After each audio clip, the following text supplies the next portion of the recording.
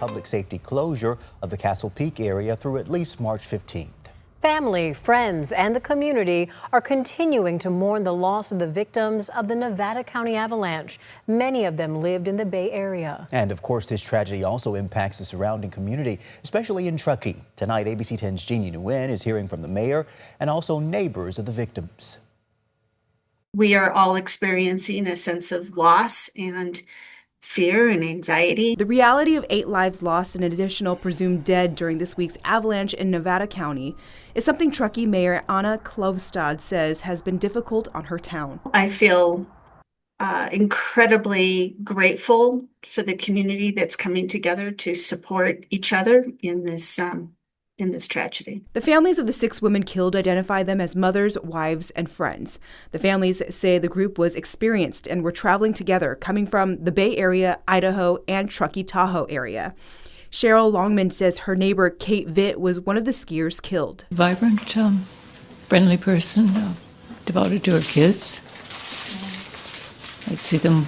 She'd walk them to school in the morning. Carlene Cullen recalls happier times with Vitt and her family. She was just out there with her kids and getting them hustled off to school and after school activities. And she just seemed like a super friendly, great mom. Jen Wofford is still trying to process the loss of her neighbor, Caroline Sakar, who is also the sister of another victim, Liz Claybaugh. She was just a wonderful human being who loved life and was just full of love and just a very vibrant person. One of the nicest people I've ever known. As grieving is underway, the Nevada County Sheriff's Office is doing avalanche mitigation to recover the victims. They are extraordinary individuals that put their own safety at risk in order to do these rescues, and they do it over and over and over again. So we hope to honor those that were participated in this search and rescue, as we have done so with others. And this weekend, the town of Truckee is planning to hold a community vigil for the avalanche victims. It will be this Sunday at 6 p.m. at the Eagle statue in downtown Truckee. That's at the corner of Spring and Dunner Pass Road. Anyone is welcome to attend. Remember, you can stay up to date with our latest coverage on this deadly avalanche. Just download the free ABC10 app. And even though the storm has passed today, thousands of people across the Sierra will have to hunker down in the snow without power. This is a live look at the PG&E outage map. Several counties are facing outages, starting right at the foothills, stretching into smaller communities across the Sierra. Tonight, Calaveras County is seeing the most outages, with more than 8,500 customers without power. We're learning some of those communities may have to wait days to see their lights come back on. Residents of Pioneer got a text from PG&E saying they can expect to go without power for the next 5 days. The extended outage comes as crews race to clean up after the latest winter storm, which tore up power lines and other equipment across the region. We went to Pioneer today to hear from neighbors. PG&E says safety concerns have delayed repairs, but will give customers an update once crews get a closer look at the damage. And for those without power, 2 resource centers are opening in West Point and Murphys. One is at the West Point Community Hall. They'll provide blankets, snacks, water, heating, device charging, as well as Wi-Fi. As a result of those prolonged power outages, today Amador County is calling for a local state of emergency, saying they'll need help from the state to clear out downed trees and help residents impacted by power outages. Calaveras County has also called for a state of emergency following the storm. Let's turn now to a live look at the Supreme Court in Washington, D.C. Today, the court decided against some of President Donald Trump's tariffs. It was the cornerstone of President Trump's economic agenda, but today, the U.S. Supreme Court ruled most of his sweeping tariffs are illegal. Yeah, the president called the court's 6-3 decision a disgrace, as small business owners and trading partners have mostly celebrated the decision. ABC's Christiane Cordero has the details tonight. Today, a visibly frustrated President Trump called the Supreme Court's decision a disgrace. The 6-3 majority opinion strikes down most of his sweeping tariffs against dozens of trading partners. How ridiculous is that? I'm allowed to embargo them. I'm allowed to tell them you can't do business in the United States anymore. We want you out of here. But if I want to charge them $10, I can't do that. Chief Justice John Roberts wrote in the majority opinion that the president does not have the authority to impose tariffs without approval from Congress. Justice Brett Kavanaugh was the only one of the three Trump handpicked for the court to side with him, writing that he disagrees with the court's opinion, but adding he believes Trump may find another way to impose tariffs. Trump today announced his plan to do just that through a different statute. Today, I will sign an order to impose a 10% global tariff under Section 122, over and above our normal tariffs already being charged. The majority opinion considers Trump's tariffs a tax which only Congress controls. Senate Minority Leader Chuck Schumer responding. Today's SCOTUS decision was a win for the wallets of every American consumer that carried the burden of Trump's stupid trade war, and now he's doing it all over again. The Yale Budget Lab estimates Trump's tariffs cost the average U.S. household more than $1,600 a year. The revenue the government collected topped more than $142 billion last year. It's unclear if the government will now have to pay that back. Christiane Cordero, ABC News, Washington. Christiane, thank you. Coming up, ski resorts are crowded this weekend. What you need to look out for if you're heading up. More cold weather alerts in place for our Saturday, tracking our next storm, what it means for your weekend plans.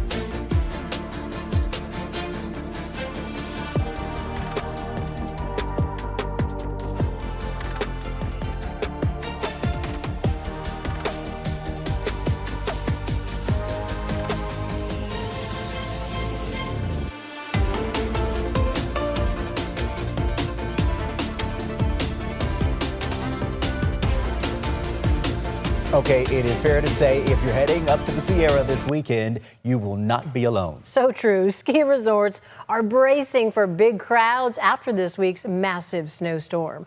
We do want to show you the crowds from just earlier today. Whoa, it is packed. You're taking a look at Dodge Ridge, Mammoth Mountain, Sierra Tahoe, and Palisades Ski Resort.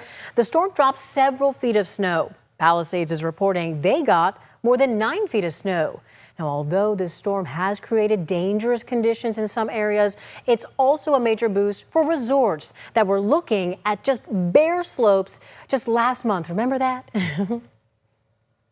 It's what we all needed. I think a lot of the businesses were worried about shutting down kind of, in March if we didn't get this to top us up. So with this storm, I feel like we're going to be good through kind of the middle of April, which is more when the ski resorts will shut down typically. So yeah, big change. We needed it. And officials do have this reminder. They say if you're skiing, to always ski with a friend, avoid those trees, and know your limits. I want to show you some video posted by Highway Patrol today. It shows all the spinouts in cars in the snow from just the past week. Multiple cars and even big rigs, as you see there, were stuck in the snow. So make sure you always check conditions before heading up the hill. Let's bring in Chief Meteorologist Monica Woods because we're finally getting a bit of a break from all of that rain in the valley and snow in the Sierra, but there's more on the way, huh? Right. I mean, thank goodness those roads have been cleared for the most part. Right. Those plow crews out there, we applaud you. They were working nonstop. I know. I don't even know how they did it to get those cars out and the trucks especially, because that takes a special type of equipment, but they did it. All right, taking a look at our conditions as we continue to track that next weather impact alert. Here's what we're going to be tracking. First and foremost is going to be another cold evening in store. We've got a cold weather alert. Next up, dry weekend, but then that next storm on the way.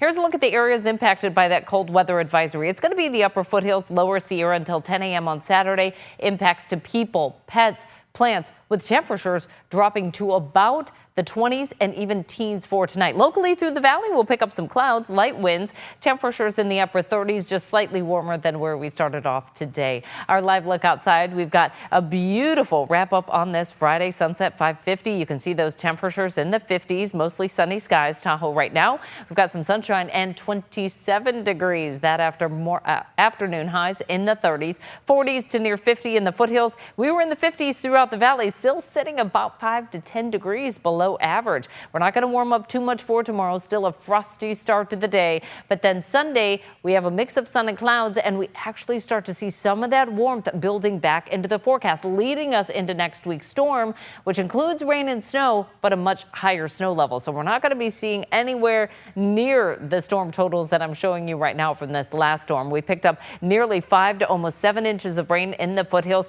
and then about 2.5 to about 4 inches of rain throughout the valley. As far as snow totals, you got a little glimpse of that at Palisades, Tahoe, almost to 10 feet of snow. Other areas right around 5 feet to 9 feet of snow coming in from the entire storm cycle. And we needed it, as you were hearing there. What happens next is a warmer storm. We're talking about snow elevation at about 8,000 to 7,000 feet, much different than the 1,000 foot to 1,500 foot level that we were seeing with that cold winter storm. High pressure ridge is going to keep us dry through the weekend. It bumps up that storm track just up to the north of us, with rain returning by next Tuesday. Could start up as early as Monday night, so we'll continue to time that out. Likely warmer and likely drier thereafter as we start off March. Highs will be in the 40s and upper 30s for the Tahoe Basin tomorrow after a cold start to the day. Dress in layers if you're planning to head up the hill for some skiing and snowboarding. Highs in the 50s and 60s across the coast for the capital region and the northern San Joaquin Valley. Start to the day in the 30s. Afternoon highs warm into the 50s and low 60s. So a little bit warmer day by day. We're starting to get it closer to where we should be this time of year. Rain and snow returning Tuesday and Wednesday, and then we'll see a pretty quiet weather pattern thereafter. You can see it in our 10-day forecast. The first couple of days were a little chilly, and then we start to warm those temperatures, and then right on the heels of that, we get back to a weather impact alert, and then we're dry again. We could be close to 70 by the time we wrap up February and head into March. Talk about a bit of a roller coaster there, huh? I was just looking at Saturday night, 30s for the lows, huh? Right. Oh, February has been quite the chameleon. Yes, it has. Thanks, Monica. Next at 5:30, California Democrats are gathering in San Francisco right now. What to expect from this weekend's convention. Plus, the Department of Homeland Security has been shut down for almost an entire week. Where negotiations stand. Next.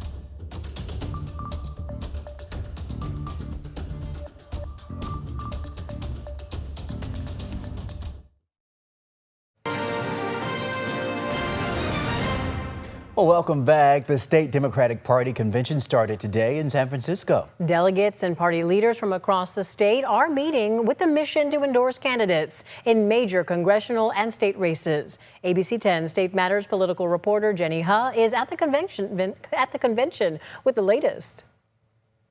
The first order of business here on day one is welcoming delegates from around the state right here to the Moscone Center. I sat down with California Democratic Party Chair Rusty Hicks on what we can expect over the weekend, especially with the highly anticipated race to succeed Governor Gavin Newsom. Really, how likely do you think it is that a candidate for that race may end up with the party endorsement ahead of the primary? I'm surprised that you would ask this question. Yes, there are a lot of candidates in the race. I don't think you have to be really good at math to recognize with 8 candidates competing for the endorsement, certainly pretty hard to get to 60%. In the crowded race to be California's next governor, these 9 candidates are considered the leading Democrats. 8 of them are competing this weekend to get the state party's endorsement ahead of the June primary election, which requires 60% or more of the delegates' votes. San Jose Mayor Matt Mahan jumped in too late. We're about the business of ensuring that we have a strong Democrat come out of the primary and into the general election. California Democratic Party Chair Rusty Hicks acknowledges no gubernatorial candidate may get formal party support before June. Hicks also says he's mindful it could be 2 Republicans moving on to November, given California's open primary system in which the top 2 vote-getters, regardless of party, advance to the runoff. I'm not going to open up the playbook today, but I think the party leaders, myself included, are prepared to do what's required to ensure that we are best positioned to win in November.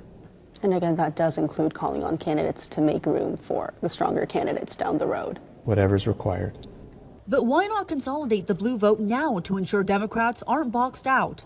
You get to late March, you get to mid-April, you start seeing the field narrow itself into a handful of candidates that are truly competing for the opportunity to be in the general election. Hicks says the party is bracing for what will be a tricky 2026 election cycle to flip the House of Representatives blue. You have to pass Proposition 50, which we did overwhelmingly, and we have to win these seats. We don't own these seats. We rent them every 2 years.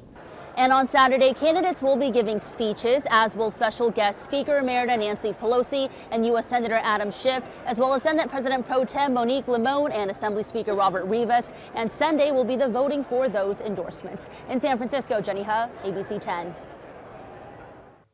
ABC 10's Jenny Huh and Alex Bell are in San Francisco through Sunday for the convention. We'll have team coverage on air and right here on the ABC 10 app. Meanwhile, today marks 1 week since the partial government shutdown started. Democrats are blocking funding for the Department of Homeland Security over concerns about immigration enforcement. The shutdown is affecting multiple DHS agencies, including the TSA, FEMA, the Coast Guard, and Secret Service. A majority of DHS employees are expected to work during the shutdown, but they could miss a paycheck. President Trump delivers his State of the Union address on Tuesday. ABC 10 will have live coverage throughout the night. Join us starting at 4 p.m. for pre-address analysis and your local news and weather. The State of the Union address starts at 6 p.m. Then join us for post-address analysis and your local news on a special edition of ABC 10 News at 10 p.m., followed by late news tonight at 11. Coming up, the Pig Bowl bet finally being paid off between fire and police in Sacramento. Stay with us.